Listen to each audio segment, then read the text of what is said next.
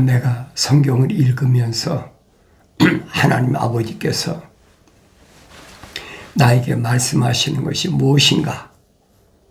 내가 직접 들어야 된다.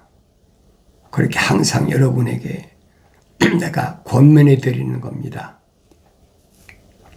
하나님 아버지께서는 아들에게 말씀하시지 다른 사람에게 말씀하시는 게 아니에요. 그러니까 내가 하나님의 아들이라면 마땅히 생명책에 그 이름이 기록되어 있다는 얘기.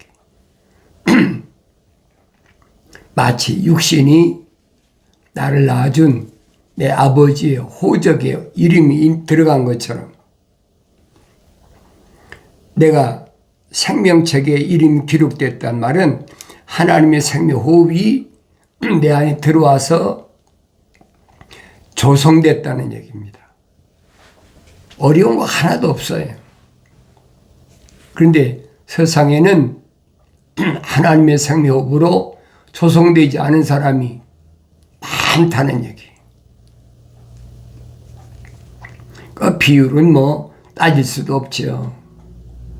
우리가 성경 읽어보면 하잖아요.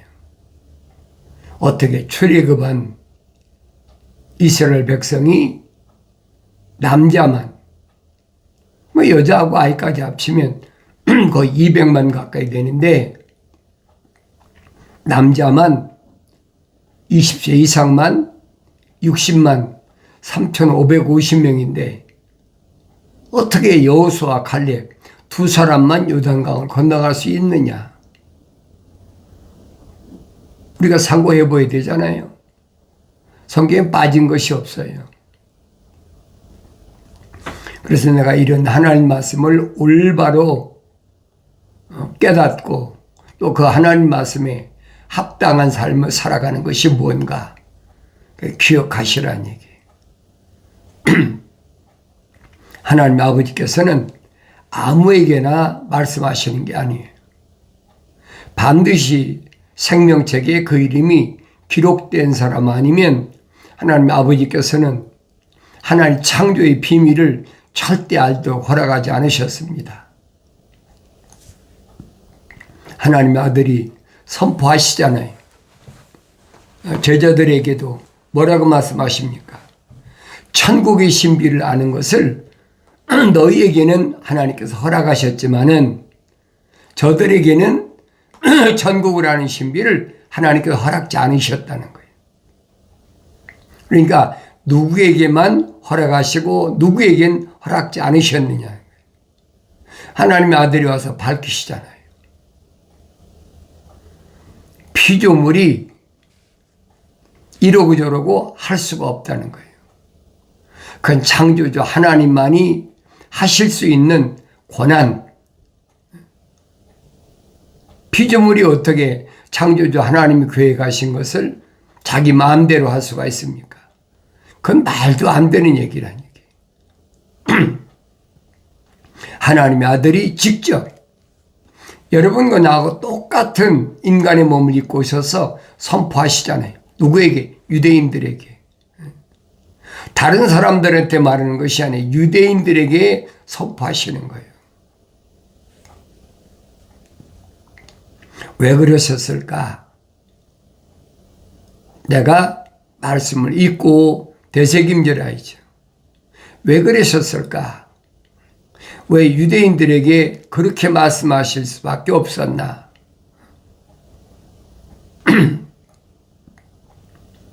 창세기 1장부터 요한계시록 22장까지는 한 권의 책으로 되어 있는데 그 한 권의 책에는 뭐가 기록되어 있느냐? 하나님 아버지의 창조하신 큰 그림이 자세히 기록됐어요. 이게 구석구석을 잘 읽어봐야죠. 어느 시대에 어떤 가운데 태어났든 그게 문제가 아니란 얘기. 그러니까 이스라엘 백성을 출애굽시키시면서도 이방인 가운데도 그 이름이 드러난 사람들 있잖아요. 애굽의 바로라든가 또 뭐 아수르의 사네립이나 랍사게라든가 또 뭐 바벨론으로 넘어와서 느부갓네살 왕이나 느부사라단이나 이런 사람들은 다 이방인들이잖아요. 근데 왜 성경에 그 사람들 이름이 기록되어 있냐는 거예요. 또 바벨론이 망하고 메덴 나라가 패권을 잡았는데 그때는 아소에르 왕이라 우리가 너무나 잘 알잖아요. 그때 누가 있었습니까? 왕후 에스더 사건은 너무나 잘 알잖아요. 자기 민족을 위해서 죽으면 죽으리라. 유명한 성경구절 아닙니까? 아수르 왕이 끝나고 그 다음에 아들 다리오가 이제 패권국의 수장인데 그때는 70년이 다 됐을 때예요. 70년 다 됐을 때니까 다니엘이 에레미야 선지자를 통해서 그 책에 기록된 것을 이제 70년이면 끝난다. 그리고 예루살렘으로 복귀시킨다. 하나님 약속하신 것을 붙잡고 기도하는 모습이 다니엘서 9장에 기록됐잖아요. 그래서 다니엘서 9장에서 네 백성과 그랬잖아요. 거룩한 백성, 뭐 바빌론에 포로잡혔다고 다 거룩한 백성은 아니잖아요. 내 백성과 내 민족을 위해서 다니엘이 그렇게 금식하면서 배옷을 입고 죄를 뒤집어서 기도하니까 간절히 구했다 그랬어요. 간구했다. 그래 응답이 왔잖아요. 가브리엘 천사를 통해서 응답이 왔는데 뭐라고 왔느냐? 너와 네 백성을 위해서 내가 70일에로 기한을 정했다. 비밀이 없어요. 다 밝혀졌어요.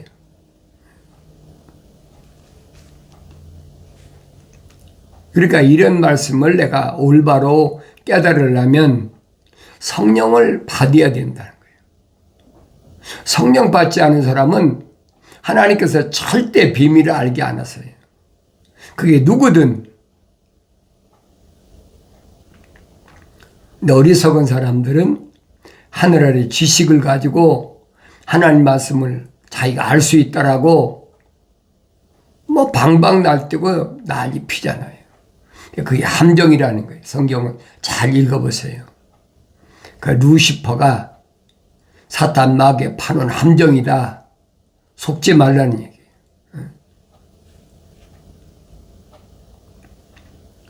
70일의 가운데 하나님의 아들이 메시아가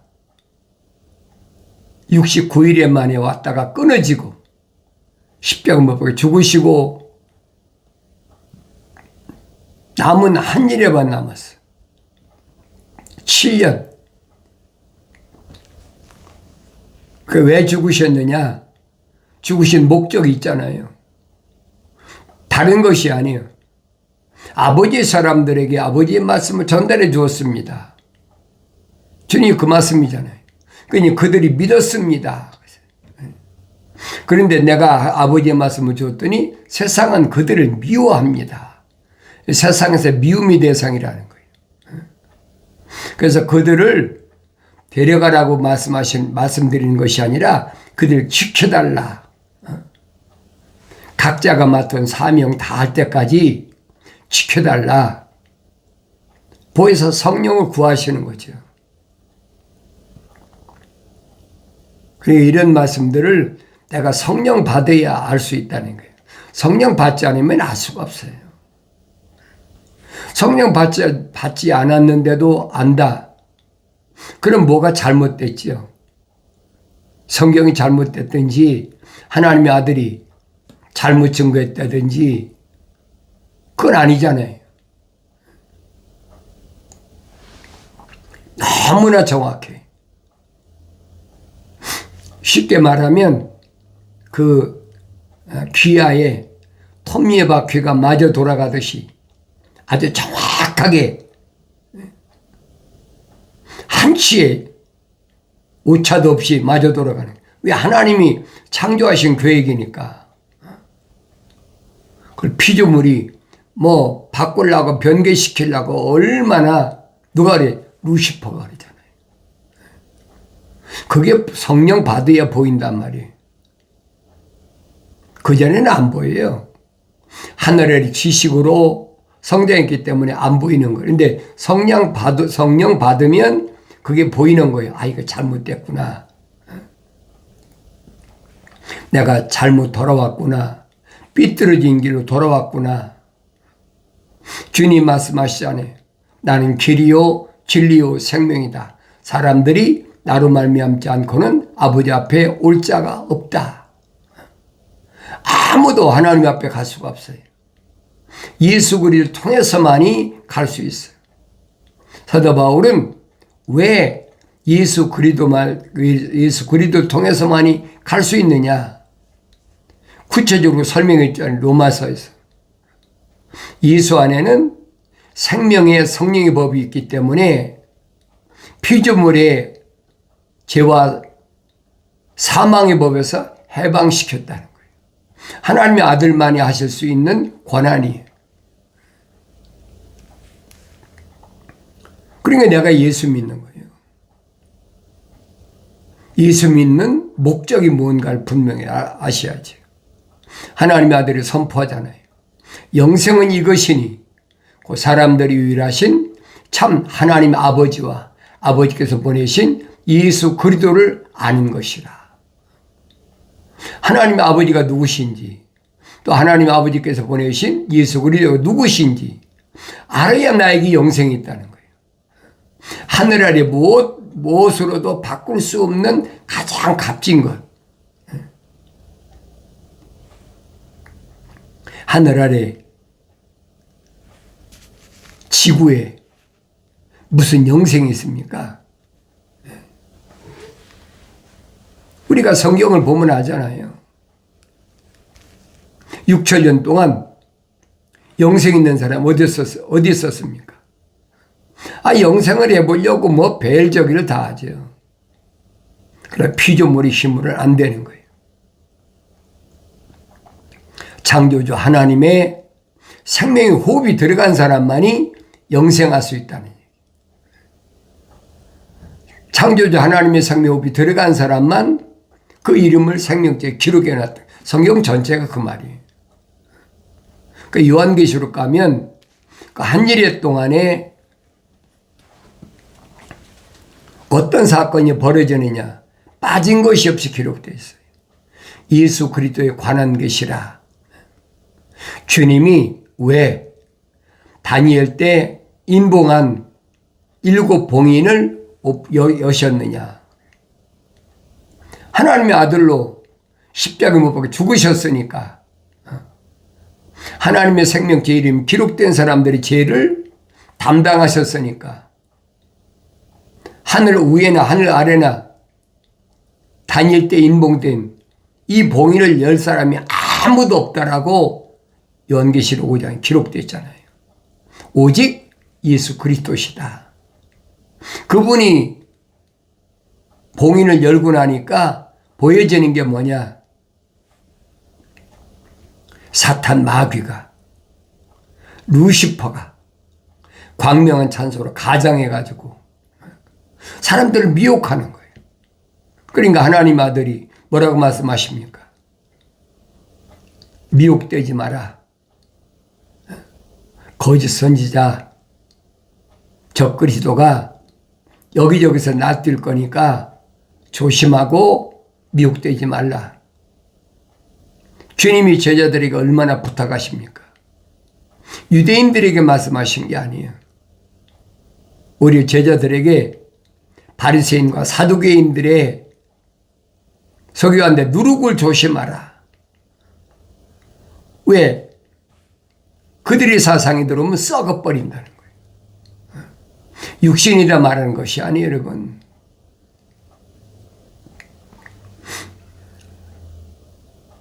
그래서 첫째 봉인을 열었을 때 나타나는 것, 제가 말씀드렸지요. 면류관을 썼다. 면류관을 쓴 것은 하나님의 아들이 아닙니다. 면류관은 원문에 보면 스테파노스 그랬습니다. 스테파노스. 그건 면류관은 피조물이 받는 것이지 창조주 하나님의 아들이 받는 것이죠. 창조주 하나님의 아들이 받는 그 영광은 뭐냐? 왕관이다. 만왕의 왕이다. 왕관은 디아테마타라. 원문이 다르잖아요. 우리말도 다르잖아요. 면류관과 왕관이 어떻게 같습니까? 그러니까 이런 말씀들을 내가 올바로 잘 알아야 된다는 거예요. 스가랴 선지를 통해서 이미 다 선포하셨어요. 뭐에 대해서? 4대 병마에 대해서. 붉은 말이 어떻고 검은 말이 어떻고 흰 말이 젓갈색 말이 어떻고 이 말들을 뭐라고 얘기했느냐?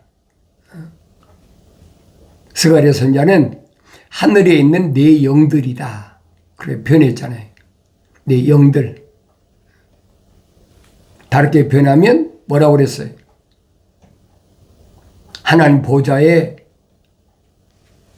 영물들, 천사장, 에스겔서에 기록되어 있잖아요. 그 천사들을 보니까 에스겔이 본 천사는 4날개, 2날개, 그런데 요한계시록 보면 6날개 있잖아요. 그리고 날개 없는 천사는 아브라함 때 나타나고. 그러니까 이런 말씀을 내가 올바로 알아야 된다는 거예요. 근데 다니엘이 뭐라고 합니까? 마지막 때 한일회 동안은 누가 통치하느냐? 6날개를 가진 힘센 천사, 6날개를 가진 미카엘 휘하에서 마지막을 장식한다는 거예요. 그러니까 그 사도 요한이 계시받을 때는 가브리엘 천사를 통해서 계시받았는데 총주인은 미가엘 천사장이 하는 거예요. 그래서 하나님의 아들이 오실 길을 하늘에서부터 다 쓸어버리잖아요. 깨끗이 청소한단 말이에요. 그 요한계시 12장에 나와 있잖아요. 공중의 권세자는 마귀로부터 옛뱀, 용, 사탄 다 쓸어서 쫓아버리잖아요. 땅으로 다 쫓아버린단 말이에요. 왜? 만왕의 왕이 오실 길이 오시는 길이니까 어둠의 권세는 깨끗하게 정수해버리잖아요. 그러니까 이 악한 것들이 땅에 다 내려와서 7년 동안 얼마나 엄청난 일들을 벌리느냐 하는 것을 요한계시록에 자세히 기록됐어요. 그래서 7년 대환란 가운데 1300년 반 1260일 동안 이들이 할 일이 뭔가? 이 1300년 반이 언제 시작되나? 성경이 뭐라고 그랬습니까? 유대교가 제3성전을 지면 시작이란 말이에요. 제3성전을 져야 껍데기만 짓지 그 안에 하나님의 뭐가 있어요? 법궤가 있습니까? 사도 요한이 하늘에 올라가 봤잖아요. 하늘에 법궤가 어디 있나? 하나님의 보좌에 있는 곳에 있단 말이에요. 법궤가. 이 법궤가 없는 예루살렘 제3성전을 진다. 그러니까 그 성전에 누가 앉느냐? 내가 하나님이라고 앉느냐? 저 그리스도가 그를 가리켜서 작은 뿔. 하나님 성전에 앉아서 내가 하나님이다. 분명하다. 앞으로 이루어질 것은 그대로 설명하고 있잖아요. 그래야 지금 제3성전을 치려고 모든 준비를 마쳤으니까 지금이 빨리 책망받고 돌이키고 회개할 기간이라는 얘기예요. 누구만 생명책에 그 이름 기록된 사람들.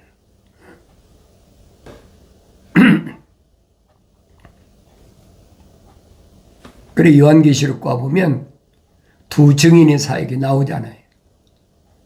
두 올리브, 두 촛대.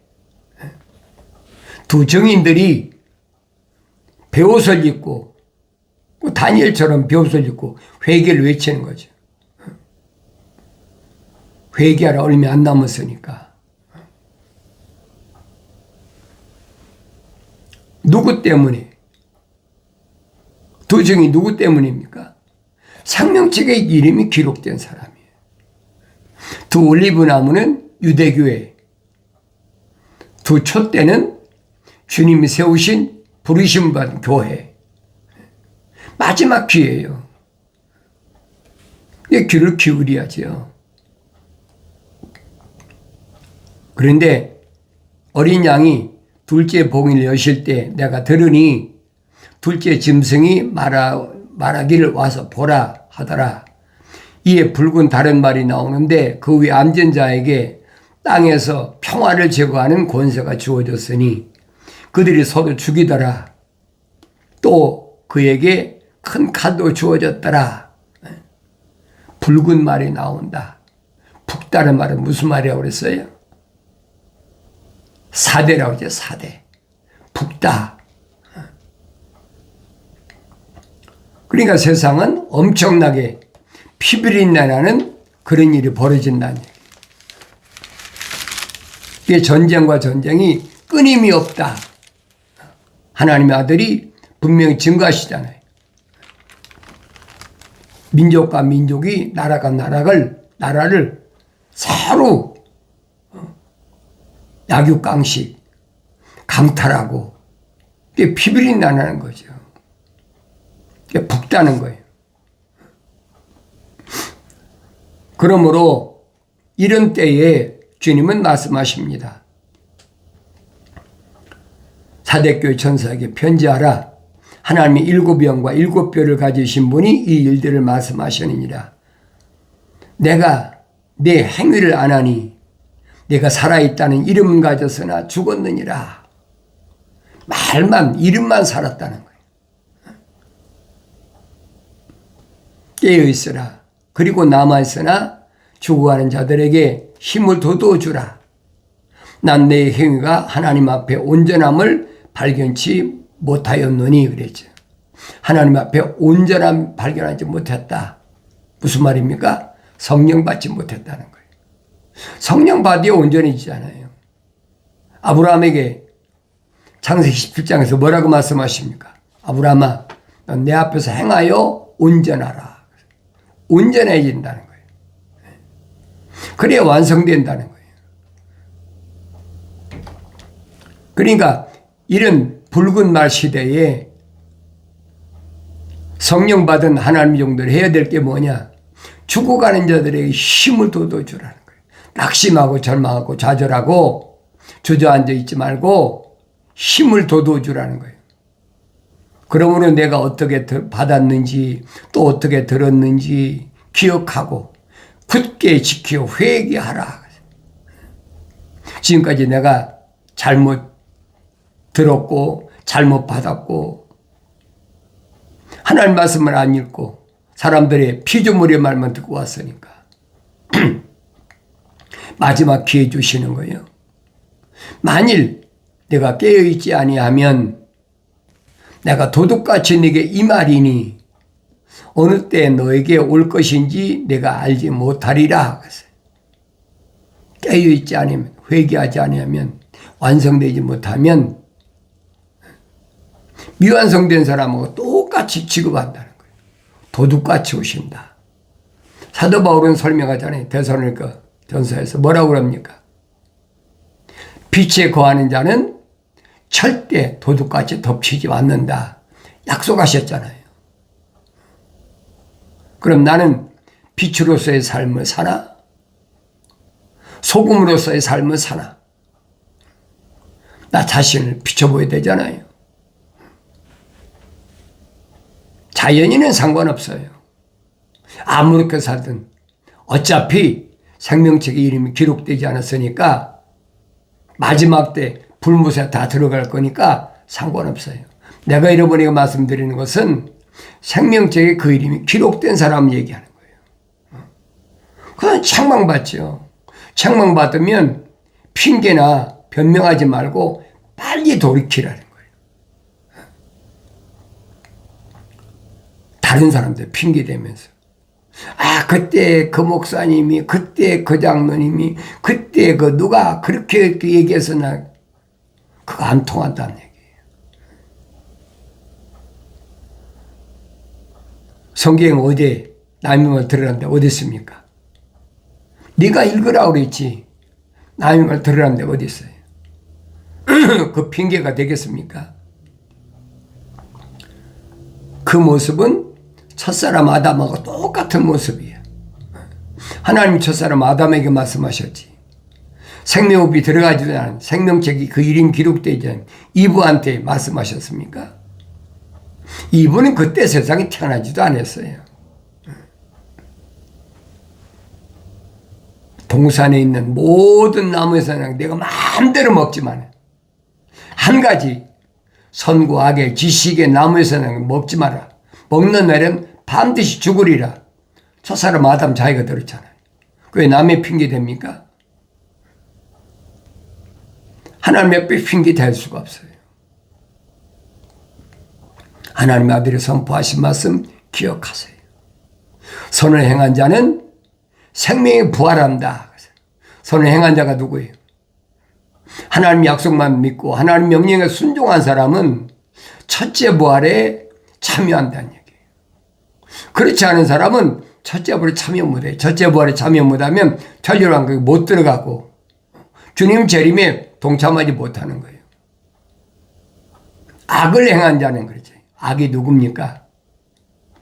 하나님 약속을 믿지 않고 하나님 명령에 불순종한 그 사람은 마지막 저주에 부활한다. 심판의 부활이죠. 부활하기는 하는데 그건 멸망에 부활한다는 거예요.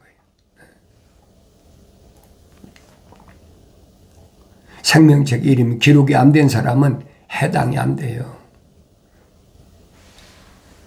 생명책에 그 이름이 기록된 사람에게 하나님께서 선지자를 통해서 약속하셨고 하나님의 아들 통해서 선포하신 말씀을 기억하셔야 돼요.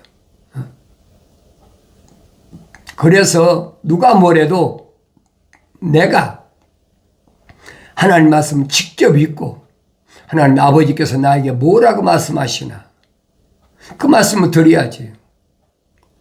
전쟁이 일어나니까 뭐가 기후가 변하니까 어떡하니까 뭐가 아무 나하고 상관이 있어요. 어차피 흙은 흙으로 돌아갈 건데 육신이 장막집 무너져 버리면 끝나버리면 손으로 짓지 않은 새로운 집이 있는데 그게 부활체란 말이에요. 성령 받아야 사도 바울이 증거한 말씀을 알아들을 수가 있죠. 책망받고 돌이켜서 성령 받음으로 인해서 하나님의 말씀을 올바로 깨닫는 복된 은혜가 있어지길 바랍니다.